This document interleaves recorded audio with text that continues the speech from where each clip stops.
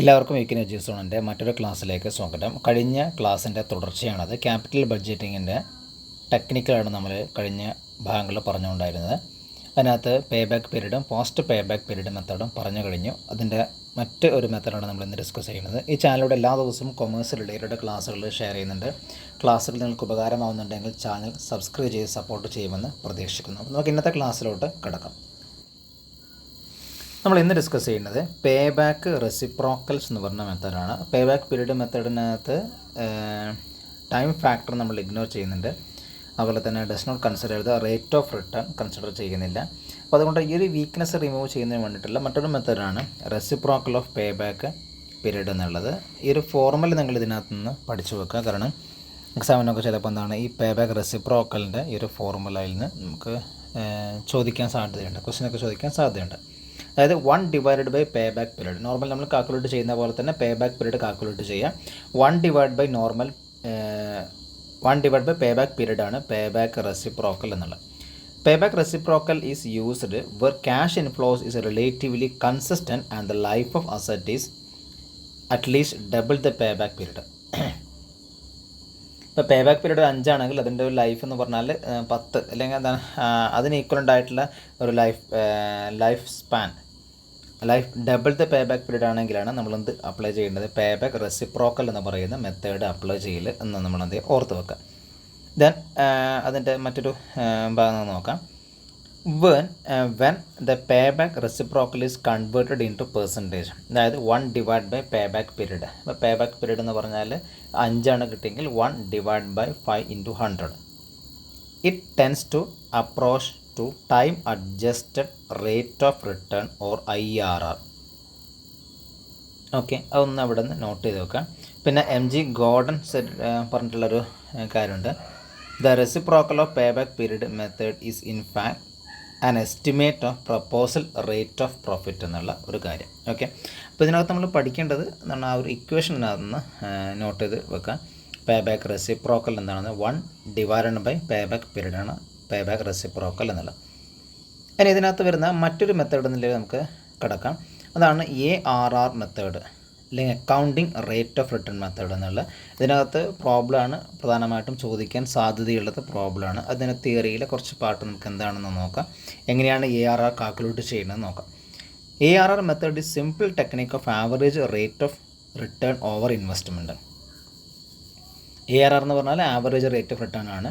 The ARR represent the ratio of average annual profit to average investment in the project. അതായത് average annual പ്രോഫിറ്റിൻ്റെയും അതുപോലെ തന്നെ average ഇൻവെസ്റ്റ്മെൻറ്റിൻ്റെയും ഒരു റേഷ്യോനാണ് ARR എന്നുകൊണ്ട് ഉദ്ദേശിക്കുന്നത്. It is based on the accounting profit not cash inflows. Accounting പ്രോഫിറ്റിൻ്റെ ബേസിലാണ് ഈ ഒരു മെത്തേഡ് നിൽക്കുന്നത്. നമുക്കതിൻ്റെ ഒരു പ്രോബ്ലം നമ്മൾ പറയുമ്പം കുറച്ചും കൂടി ഇത് ക്ലിയർ ആവും. This method is also known as ARR accounting rate of return method അല്ലെങ്കിൽ return on investment method, unadjusted rate of return method എന്നുള്ള പേരുകളൊക്കെ ഇതിനുണ്ട്. ഒന്നതൊന്ന് മനസ്സിലാക്കുക ഏതൊക്കെ പേരിലാണ് ഉള്ളതെന്നുള്ളത്. അങ്ങനെയാണെങ്കിൽ നമുക്ക് വളരെ എളുപ്പത്തിൽ നമുക്കത് എക്സാമിനൊക്കെ ചോദിച്ചാൽ എഴുതാൻ വേണ്ടി പറ്റുന്നതാണ്. Okay, then under this method average annual profit after tax ഒന്ന് നോട്ട് ചെയ്യുക. ആഫ്റ്റർ ടാക്സ് ആണ് average annual profit after tax expressed as A percentage of investment. Okay, നമുക്ക് ഇതിൻ്റെ ഒരു ഫോർമുല നമുക്ക് നോക്കാം. കുറച്ചും കൂടെ അത് വ്യക്തമാകും നമുക്ക് പറയുന്ന കാര്യങ്ങൾ. അത് average rate of return calculate ചെയ്യുന്ന ഫോർമുലയാണ് ഇവിടെയുള്ളത്. ഓക്കെ, അതായത് ആവറേജ് റേറ്റ് ഓഫ് റിട്ടേൺ എന്ന് പറഞ്ഞാൽ average income or return divided by average investment into 100 ആണ്. ഓക്കെ, ആവറേജ് ഇൻകം അല്ലെങ്കിൽ average return divided by average investment into 100 എന്നുള്ള ആവറേജ് റിട്ടേൺ കമ്പ്യൂട്ട് ചെയ്യുന്നത് നമ്മളെല്ലാ ഓൾ ഏർണിങ്സ് ആഡ് ചെയ്തിട്ട് അതിൻ്റെതാണ് ഡിവൈഡിങ് ദ പ്രൊജക്റ്റ് ലൈഫിനെ divide ചെയ്താലാണ് ആവറേജ് റിട്ടേൺ കമ്പ്യൂട്ട് ചെയ്യുന്നത്. Under ARR method the cash inflow അല്ലെങ്കിൽ റിട്ടേൺ എന്നുള്ളത് earnings after depreciation and tax ആണ്. ഡിപ്രീസിയേഷനും ടാക്സിനും ശേഷമുള്ള ഏർണിങ്സ് ആണ് എന്ന് പറഞ്ഞാൽ ARRനകത്ത് വരുന്ന. Average investment is found in 2 alternative വേനകത്ത് നമുക്ക് ARR കാൽക്കുലേറ്റ് ചെയ്യാമെന്നുള്ള. അപ്പോൾ അതിൻ്റെ ഒരു മെത്തേഡാണ് ഇവിടെ താഴെ പറഞ്ഞിട്ടുള്ളത്. ഇതിനകത്ത് നമുക്ക് ഏറ്റവും സൗകര്യമുള്ള മെത്തേഡാണെന്ന് വെച്ചാൽ നമുക്കത് അപ്ലൈ ചെയ്യാവുന്നതാണ്. ARRൻ്റെ original investment plus scrap value divide by 2 എന്നുള്ള, then original investment minus scrap value divide by 2 plus scrap value എന്നുള്ള ഒരു ഫോർമുല. ഓക്കെ, ഒന്ന് നോക്കി വെക്കുക. ഇപ്പോൾ ഇതിൻ്റെ ഏറ്റവും പ്രധാനപ്പെട്ടതെന്ന് പറഞ്ഞാൽ ഈ ARRൻ്റെ ഈ ഒരു ഇക്വേഷനാണ് ഏറ്റവും പ്രധാനപ്പെട്ട. പ്രോബ്ലമൊക്കെ ചെയ്യുമ്പോൾ നമുക്കിത് ഏറ്റവും കൂടുതൽ അനിവാര്യമായിട്ടുള്ള ഒരു ഫോർമുലയാണ്. ദെൻ ഇതിൻ്റെ ഒരു ഡിസിഷൻ റൂൾ അല്ലെങ്കിൽ ഇതിൻ്റെ സെലക്ഷൻ ക്രൈറ്റീരിയ എന്നുള്ളത് നോക്കാം. The higher average rate of return is the better project. അതായത് ഇപ്പോൾ രണ്ട് പ്രൊജക്റ്റ് എ, പ്രൊജക്റ്റ് ബിനകത്ത് ഒരു പ്രൊജക്റ്റിനകത്ത് average rate of return ARR എന്നുള്ളത് കൂടുതലാണെങ്കിൽ ആ ഒരു പ്രൊജക്റ്റ് ആയിരിക്കും നമ്മൾ എന്ത് ചെയ്യുന്നത്, സെലക്ട് ചെയ്യുന്നുണ്ടാവും. അതാണ് സെലക്ഷൻ ക്രൈറ്റീരിയ എന്ന് പറഞ്ഞാൽ. If projects R mutually exclusive the project with highest rate of return ആണ് നമ്മൾ എന്ത് ചെയ്യും, സെലക്ട് ചെയ്യുന്നത്. If the calculated ARR is equal two or more than companies targeted rate of return the project will be accepted. അങ്ങനെയാണെങ്കിൽ നമ്മൾ എന്ത് ചെയ്യുന്നത്, ആ ഒരു പ്രൊജക്റ്റ് എന്നുള്ളത് ആക്സെപ്റ്റ് ചെയ്യും. ഈ ഡിസിഷൻ റൂൾ എന്നുള്ളത് നമുക്ക് എക്സാമിനൊക്കെ നമ്മൾ പ്രോബ്ലം ചെയ്യുമ്പം അതിനകത്ത് ഏത് പ്രൊജക്റ്റാണ് സെലക്ട് ചെയ്യേണ്ടതെന്ന് നമുക്ക് ഐഡൻറ്റിഫൈ ചെയ്യേണ്ടി വരും. അതുകൊണ്ടാണ് ഇത് ഈ ഒരു ഭാഗം കൃത്യമായിട്ടൊന്ന് മനസ്സിലാക്കണം എന്ന് പറയുന്നത്. If calculated ARR less than companies targeted rate of return നമ്മൾ കാൽക്കുലേറ്റ് ചെയ്തിട്ടുള്ള ARRൻ്റെ വാല്യൂ എന്നുള്ളത് കമ്പനിയുടെ ടാർഗറ്റ് റേറ്റ് ഓഫ് റിട്ടേണിനേക്കാൾ കുറയുകയാണെങ്കിൽ അത്തരത്തിലുള്ള പ്രൊജക്റ്റ് നമ്മൾ ആക്സെപ്റ്റ് ചെയ്യുകയില്ല. ഓക്കെ, അന്ന് മനസ്സിലാക്കാം. ഇനി ഈ ഒരു ഭാഗം കൃത്യമായിട്ട് മനസ്സിലാകുന്നതിന് വേണ്ടിയിട്ട് നമ്മളൊരു പ്രോബ്ലം ഇവിടെ എഴുതിയിട്ടുണ്ട്, ഒന്ന് നോക്കാം. രണ്ട് പ്രൊജക്റ്റാണ് ഇവിടെ ഉള്ളത്, എക്സ് എന്ന പ്രൊജക്റ്റ്, വൈ എന്നുള്ള മറ്റൊരു പ്രൊജക്റ്റ്. എക്സിൻ്റെ നമ്മളുടെ ഫസ്റ്റ് കോസ്റ്റ് എന്ന് പറഞ്ഞാൽ എത്രയാണ്, 40,000, വൈൻ്റെ 60,000 ആണ്. ഇതിൽ ഏണിങ്സ് ഓരോ വർഷം തന്നിട്ടുണ്ട്. ഡിപ്രീസിയേഷന് ശേഷമുള്ള ഏണിങ്സ് ആണ് തന്നിട്ടുള്ളത്. നമ്മൾ നേരത്തെ പറഞ്ഞിട്ടുണ്ടായിരുന്നു എന്താണ്, ആഫ്റ്റർ ഡിപ്രീസിയേഷൻ്റെ വാല്യൂ ആണ് എടുക്കുന്നുള്ളത് അല്ലേ. ആഫ്റ്റർ ഡിപ്രീസിയേഷൻ ആൻഡ് ടാക്സിൻ്റെ വാല്യൂ ആണ് നമ്മളിവിടെ എടുക്കുന്നത്. ടാക്സിൻ്റെ കാര്യമൊന്നും പറഞ്ഞിട്ടില്ല, ആഫ്റ്റർ ഡിപ്രീസിയേഷൻ എന്ന് പറഞ്ഞിട്ടുണ്ട്. അപ്പോൾ ആഫ്റ്റർ ഡിപ്രീസിയേഷൻ്റെ വാല്യൂ ആണ് ഇവിടെ ഉള്ളത്. അത് 4 വർഷങ്ങളിലായിട്ട് രണ്ട് പ്രൊജക്റ്റിൻ്റെയും വാല്യൂ തന്നിട്ടുണ്ട്. ഓക്കെ, അത്ര ഇൻഫർമേഷനാണ് ഇവിടെ ഉള്ളത്. അപ്പോൾ അതിൽ നിന്ന് നമ്മൾ കാൽക്കുലേറ്റ് ചെയ്യാനാണ് പറഞ്ഞിട്ടുള്ളത്. അപ്പോൾ ഇതിനകത്ത് ആവറേജ് ഏണിങ്സ് ഓഫ് പ്രൊജക്റ്റ് എന്നുള്ളത് എക്സിൻ്റെ ആവറേജ് ഏണിങ്സ് കാൽക്കുലേറ്റ് ചെയ്യുന്നത് എങ്ങനെയായിരിക്കും. എക്സിൻ്റെ ആവറേജ് ഏണിങ്സ് എന്ന് പറയുമ്പോൾ നമ്മൾ ഈ ഒരു വാല്യൂ നമ്മൾ കൂട്ടുന്നു. മൊത്തം കൂട്ടിയിട്ട് 24,000 ഡിവൈഡ് ബൈ എത്ര വർഷമാണ്, 4 വർഷം. അതായത് 6,000 രൂപയാണ് എക്സിൻ്റെ ആവറേജ് ഏണിങ് എന്നുള്ളത് ഉദ്ദേശിക്കുന്നത്. ആവറേജ് ഏണിങ് എക്സിൻ്റെ എത്രയാണ്, അരമുണ്ട കിട്ടുന്നത്. ഇനി ആവറേജ് ഇൻവെസ്റ്റ്മെൻറ്റ് എന്നുള്ളത് നമുക്ക് നോക്കാം. ആവറേജ് ഇൻവെസ്റ്റ്മെൻറ്റ് എക്സിൻ്റെ ആവറേജ് ഏണിങ് കാൽക്കുലേറ്റ് ചെയ്തു. ദെൻ ആവറേജ് ഇൻവെസ്റ്റ്മെൻറ്റ് എന്നുള്ളത്, ആവറേജ് ഇൻവെസ്റ്റ്മെൻറ്റ് എന്ന് പറഞ്ഞാൽ കോസ്റ്റ് അറ്റ് ദ ബിഗിനിങ്ങിലെ കോസ്റ്റ് എത്രയാണ്, 40,000 കുറിച്ച് തന്നിട്ടുള്ളതാണ്. ഇത് കുറിച്ച് തന്നിട്ടുള്ളതാണ്. എൻഡിൽ എന്തില്ല, എൻഡിലെ കോസ്റ്റ് എന്ന് പറഞ്ഞാൽ 0 ആണ്. ഡിവൈഡ് ബൈ 2 എന്ന് പറയുമ്പം അതായത് ഡിവൈഡ് ബൈ 2 അതാണ് എന്ന് പറഞ്ഞാൽ ആവറേജ് ഇൻവെസ്റ്റ്മെൻറ്റ് എന്നല്ല. ഇവിടെ 2 ആണ് വരുന്നത്, 4 മോഡലിൽ വരുന്ന 2 ആണ്. ഡിവൈഡ് ബൈ 2 എന്ന് പറഞ്ഞാൽ 20,000 രൂപയാണ് ആവറേജ് ഇൻവെസ്റ്റ്മെൻറ്റ് എന്ന് വരുന്നത്. 20,000 ആണ് ആവറേജ് ഇൻവെസ്റ്റ്മെൻറ്റ് എന്നുള്ളത്. ഇനി ഇതിൻ്റെ ARR കാൽക്കുലേറ്റ് ചെയ്യുമ്പോൾ നമ്മൾക്ക് എത്രയാണ് കിട്ടുന്നത്, ARR കാൽക്കുലേറ്റ് ചെയ്യുന്ന പറഞ്ഞാൽ നമ്മൾക്ക് അതിൻ്റെ ഫോർമുല ഞാൻ നേരത്തെ പറഞ്ഞിട്ടുണ്ടായിരുന്നു. ARRൻ്റെ ഫോർമുല നിങ്ങൾ എക്സാമിനൊക്കെ ചെയ്യുമ്പോൾ ആ ഫോർമുല ആദ്യം എഴുതി വെക്കുക. ഫോർമുല എന്താണ്, average income or return divide by average investment ആണ്. നമ്മളിപ്പോൾ ആദ്യം കാൽക്കുലേറ്റ് ചെയ്യുന്നത് എന്തിനാണ്, എക്സിൻ്റെയാണ് കാൽക്കുലേറ്റ് ചെയ്യുന്നത്. എക്സിൻ്റെ കാൽക്കുലേറ്റ് ചെയ്യുമ്പോൾ അവിടെയുള്ള ആവറേജ് വാല്യൂ നമ്മൾ കാൽക്കുലേറ്റ് ചെയ്യും. നമ്മൾ ഡിവൈഡ് ചെയ്ത് എഴുതി വെക്കുമ്പോൾ അതായത് ആവറേജ് ഇൻകം അല്ലെങ്കിൽ investment divide by average income or return divide by average investment. Average income എത്രയാണ്, എൻ്റെ ആവറേജ് ഇൻകം എന്നുള്ളത് ഇവിടെയുള്ളത് 6,000 രൂപയാണ് ആവറേജ് ഇൻകം എന്നുള്ളത്. ഓക്കെ, ആവറേജ് ഇൻവെസ്റ്റ്മെൻറ്റാണ് നമ്മൾ കാൽക്കുലേറ്റ് ചെയ്തിട്ടുള്ള 20,000 എന്നുള്ളത്. അതായത് ARRൻ്റെ വാല്യൂ എത്രയാണ്, 30% ARR എന്നുള്ളത്.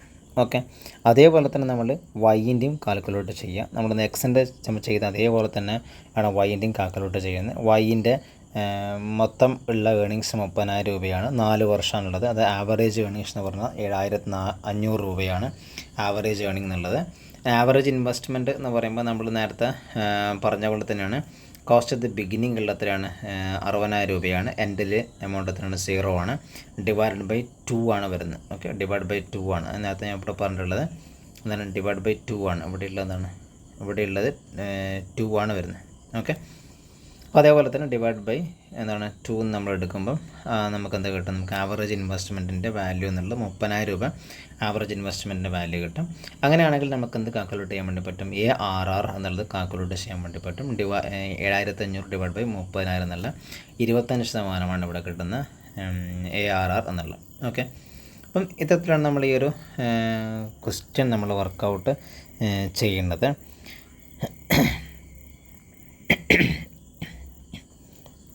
ആവറേജ് റേറ്റ് ഓഫ് റിട്ടേൺ എന്നാൽ ചിലപ്പോൾ എന്താണ്, average rate of return, accounting rate of return എന്ന് പറയുമ്പോൾ എന്ത് തന്നെയാണ്, ഇത് തന്നെയാണ് ആവറേജ് റേറ്റ് ഓഫ് റിട്ടേൺ തന്നെയാണ് എന്ത്, അക്കൗണ്ടിങ് റേറ്റ് ഓഫ് റിട്ടേൺ എന്ന് മനസ്സിലാക്കി വെക്കുക.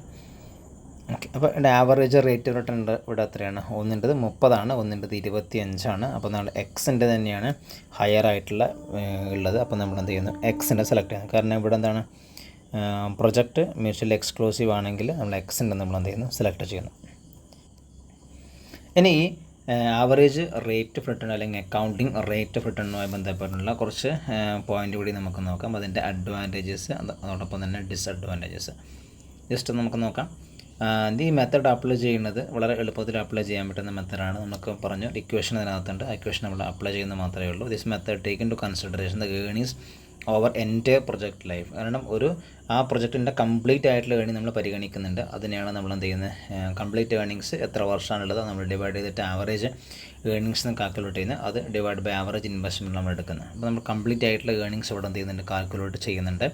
This method consider the profitability of the project. ആ ഒരു ഇൻവെസ്റ്റ്മെൻറ്റിൻ്റെ പ്രോഫിറ്റബിലിറ്റി വളരെ കൃത്യമായിട്ട് നമ്മൾ ഏത് മെത്തേഡിനകത്ത്, ആവറേജ് റേറ്റ് ഓഫ് റിട്ടേൺ മെത്തേഡിനകത്ത് പരിഗണിക്കുന്നുണ്ട് എന്ന് പറയാൻ വേണ്ടി പറ്റും. അതുപോലെ തന്നെ project is different character can be compare ചെയ്യാൻ വേണ്ടിയിട്ട് നമുക്ക് സഹായിക്കുന്നു. The rate of returns can be readily calculated with the help of the account data വെച്ചുകൊണ്ട് നമുക്ക് കാൽക്കുലേറ്റ് ചെയ്യാൻ വേണ്ടി പറ്റും. അങ്ങനെയുള്ള കുറച്ച് അഡ്വാൻറ്റേജ് ഇതിൻ്റെ ഭാഗമായിട്ട് പറയുന്നുണ്ട്. ദെൻ ഡിസഡ്വാൻറ്റേജിൻ്റെ പോയിൻ്റ് കൂടി നമുക്കൊന്ന് നോക്കി പോവാം. This method does not give any importance to time value of money. Time വാല്യൂവിനകത്ത് ഇവിടെ എന്ത് ചെയ്യുന്നില്ല, പ്രാധാന്യം കൊടുക്കുന്നില്ല. ടൈം വാല്യൂ മെത്തേഡ് എന്ന് പറഞ്ഞിട്ട് നമുക്ക് അടുത്ത് വരാനുണ്ട്. നമുക്കത് ഡിജിറ്റലായിട്ട് പറയാം. ടൈം വാല്യൂ പരിഗണിക്കുന്ന പല മെത്തേഡുകളുണ്ട്. ഇതിനകത്ത് എന്ത് പരിഗണിക്കുന്നില്ല, ടൈം വാല്യൂ എന്നുള്ളത് പരിഗണിക്കപ്പെടുന്നില്ല. It does not differentiate between the size of investment and required size of investment required for each പ്രൊജക്റ്റിനകത്ത് വേണ്ട സൈസ് ഓഫ് ഇൻവെസ്റ്റ്മെൻറ്റിനെ കുറിച്ചിട്ട് അത് ഡിഫറൻഷ്യേറ്റ് ചെയ്യുന്നില്ല എന്ന് പറയുന്നുണ്ട്. അതുപോലെ തന്നെ this is based upon the accounting profit instead of cash flow. അതുകൊണ്ട് അക്കൗണ്ടിങ് റേറ്റ് ഓഫ് റിട്ടേൺ എന്നാണ് ഇതിനെ പറയുന്നത്. അപ്പോൾ അക്കൗണ്ടിങ് പ്രോഫിറ്റാണ് ഇവിടെ പരിഗണിക്കുന്നത്. എന്തല്ല പരിഗണിക്കുന്നത്, ക്യാഷ് ഫ്ലോ അല്ല പരിഗണിക്കുന്നത്. നമ്മൾ ഫസ്റ്റ് മെത്തേഡിനൊക്കെ നമ്മുടെ എന്താണ്, ക്യാഷ് ഫ്ലോ എന്നാണ് പരിഗണിക്കുന്നത്. ഇവിടെ എന്തല്ല, അക്കൗണ്ടിങ് പ്രോഫിറ്റാണ് പരിഗണിക്കുന്നത്. അതുകൊണ്ട് തന്നെയാണ് ഇതിനെ accounting rate of return method എന്ന് കൂടി പറയുന്നത്. It consider only the rate of return and not the life of the project. Life ഇവിടെ അത്രത്തോളം പരിഗണിക്കുന്നില്ല. റേറ്റ് ഓഫ് റിട്ടേൺ ഇവിടെ കൂടുതൽ പ്രാധാന്യം കൊടുക്കുന്നത്. It ignore the fact than profit can be റീഇൻവെസ്റ്റഡ്. Okay, അതൊരു പോയിൻ്റാണ്. നമുക്ക് പ്രോഫിറ്റ് നമുക്ക് എന്ത് ചെയ്യുക, റീഇൻവെസ്റ്റ് ചെയ്യാൻ വേണ്ടി പറ്റും എന്നുള്ള ആ ഒരു കാര്യം ഇവിടെ നമ്മൾ എന്തെന്നില്ല, പരിഗണിക്കപ്പെടുന്നില്ല എന്ന് പറയാം. ഓക്കെ, അങ്ങനെ കുറച്ച് ഡിസഡ്വാൻറ്റേജ് കൂടി അവിടെ ലിസ്റ്റ് ഔട്ട് ചെയ്തിട്ടുണ്ട്. ഓക്കെ, അപ്പോൾ നിങ്ങൾ കൃത്യമായി മനസ്സിലാക്കുക എന്താണ് accounting rate of return method അല്ലെങ്കിൽ average rate of return method എന്നുള്ളത്. Okay, then next discounted cash flow ടെക്നിക്കലാണ്, അല്ലെങ്കിൽ ടൈം വാല്യൂ പരിഗണിക്കുന്ന ടൈം അഡ്ജസ്റ്റഡ് ക്യാഷ് ഇൻഫ്ലോ ടെക്നിക്കലാണ് നമ്മൾ അടുത്ത് പറയാൻ വേണ്ടി പോകുന്നത്. അത് നമുക്ക് അടുത്തൊരു ക്ലാസ്സിനകത്ത് നമുക്ക് ഡിസ്കസ് ചെയ്യും. അതിനകത്ത് കുറേ മെത്തേഡുകളൊക്കെ വരുന്നുണ്ട്. നിങ്ങൾക്ക് ഈ ഒരു ക്ലാസ് ബന്ധപ്പെട്ട് എന്ത് ഡൗട്ട്സ് ഉണ്ടെങ്കിലും നിങ്ങൾക്ക് താഴെ കമൻറ്റായിട്ട് ചോദിക്കാവുന്നതാണ്. എല്ലാ ദിവസവും ചാനലിലൂടെ ക്ലാസ്സുകൾ ഷെയർ ചെയ്യുന്നുണ്ട്. പരമാവധി ക്ലാസ്സുകൾ നിങ്ങൾക്ക് അറിയുന്ന കൊമേഴ്സ് പഠിക്കുന്ന ആൾക്കാർക്ക് ഷെയർ ചെയ്യുമെന്ന് പ്രതീക്ഷിക്കുന്നു. Thank you.